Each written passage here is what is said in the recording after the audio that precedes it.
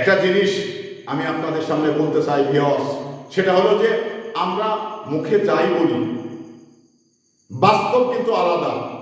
একটা জিনিস মনে রাখবেন, আমি লোক সমাজে বড় বড় কথা বলবো, নিজেকে মানে তুলসী পাতার ধোয়া মনে করব, তুলসী পাতায় ধোয়া মনে করি, এবং আমি আমার জীবনে কখনো আমি অন্যায় করিনি এবং মানুষের আমার দ্বারাই ক্ষতি হয়নি, এই ধরনের কিছু বিষয় আমরা লোক সমাজে তুলে ধরি, কিন্তু বাস্তব বড় কঠিন। মফস্বলে ওই ব্যক্তির দেখবেন মফস্বলে অনেক দোষ রয়েছে, অনেক ত্রুটি রয়েছে, অনেক মানে অপরাধ রয়েছে, অথচ আমাদের চরিত্র এমনই, আমরা লোক সমাজে নিজেকে বড় করে দেখতে চাই এবং বড় করে গল্প দিই। তো এই গল্পটা আমি মানে শুনতে চাইনি, কারণ এটা বরাবরই আমার পছন্দ না।